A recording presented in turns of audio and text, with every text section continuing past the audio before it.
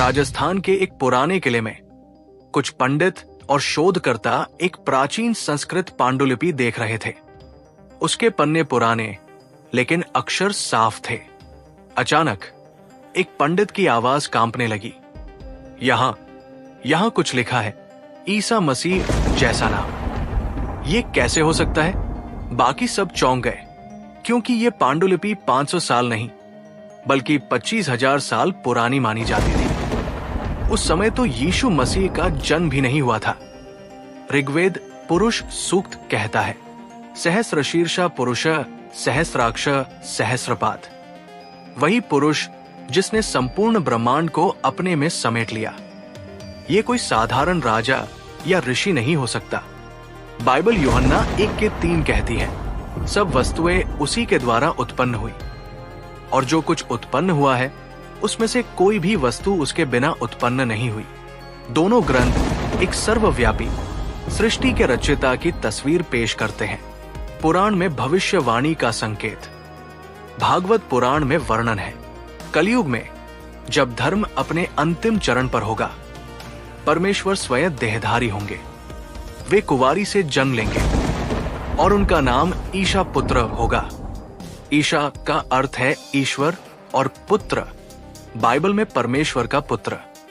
मत्ती 1:21 इसकी पुष्टि करता है, तू एक पुत्र जनेगी और उसका नाम यीशु रखना, क्योंकि वह अपने लोगों को उनके पापों से उद्धार करेगा।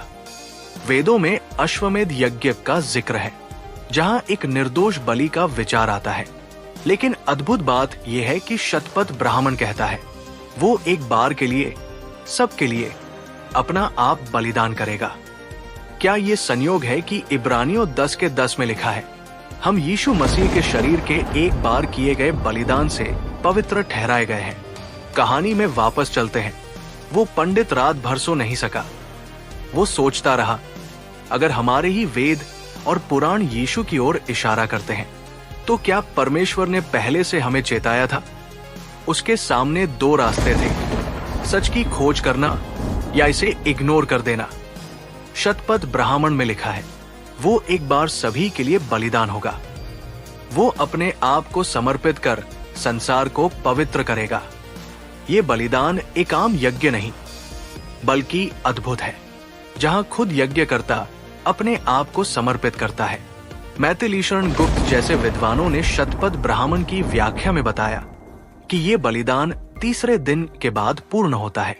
तीसरे दिन का प्रतीक धार्मिक कथाओं में बार बार आता है, जैसे बाइबल में मत्ती 28:6 में लिखा है, वो यहाँ नहीं है, वो तीसरे दिन जीवित हो गया है जैसा उसने कहा था। भागवत पुराण में एक उल्लेख है जहां कहा गया है, जब धर्म कमजोर होगा तब देवता एक ऐसे चिन्ह के साथ आएंगे जो उनके बलिदान और प्रेम का प्रतीक होगा। ये चिन्ह किस प्रकार का हो सकता है?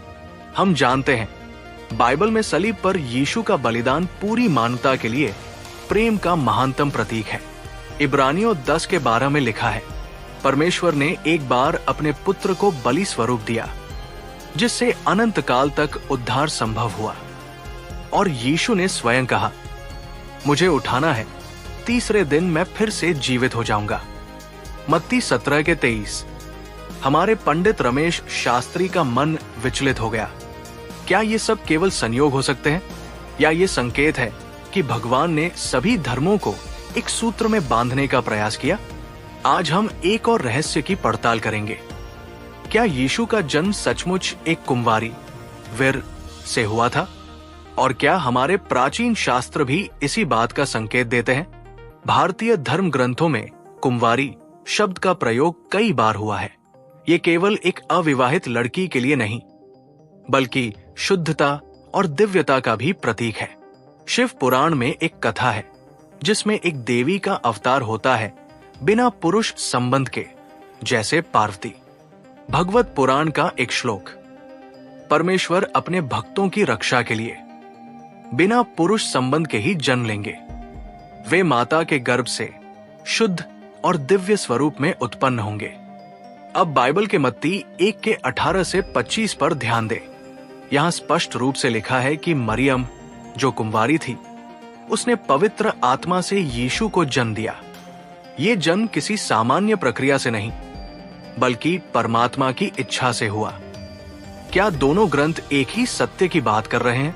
यहां सवाल उठता है, क्या वेद, पुराण और बाइबल सब एक ही सत्य की विभिन्न अभिव्यक्तियां हैं?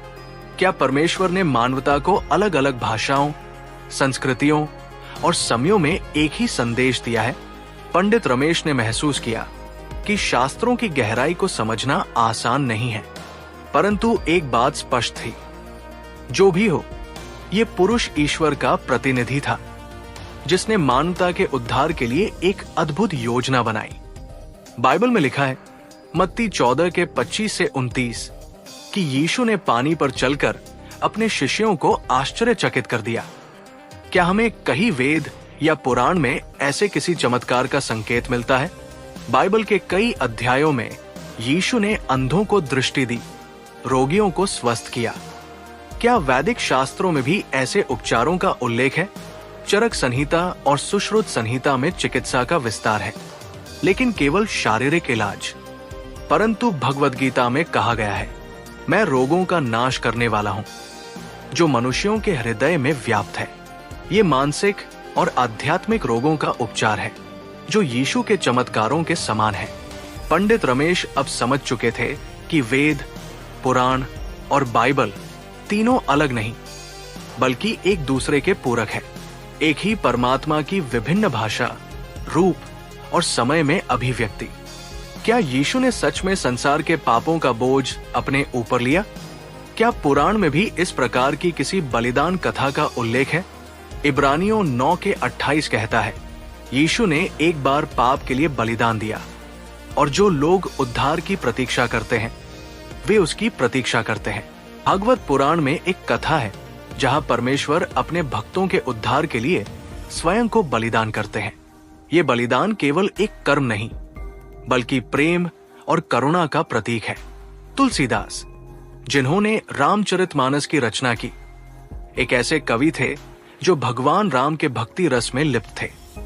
परंतु कुछ शोधकर्ताओं का दावा है कि तुलसीदास ने अपने ग्रंथों में ऐसे पद लिखे हैं जिनमें उन्होंने किसी अनजान महान पुरुष का उल्लेख किया है, जो प्रेम और उद्धार का संदेश लेकर आया। रामचरितमानस के बालकांड में एक पद आता है जिसमें तुलसीदास कहते हैं, जो नर नरक के डर से नहीं, प्रेम से भरे मन से चले, वही है सच्चा भक्त, जिसे परमेश्वर अपने पास बुलाए। कुछ विद्वान इसे यीशु के प्रेम की उपमा मानते हैं, क्योंकि बाइबल में भी प्रेम के महत्व को बार बार दोहराया गया है। यीशु ने कहा, सबसे बड़ा आदेश है, प्रेम करो। मत्ती 22 के 37 से 39।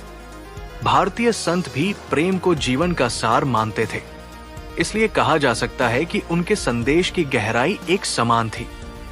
कुछ विद्वान मानते हैं कि तुलसीदास ने सीधे नाम से नहीं, परंतु भाव से यीशु का उल्लेख किया। ये संकेत उस समय के सांस्कृतिक और सामाजिक परिप्रेक्ष्य में छिपा हुआ था।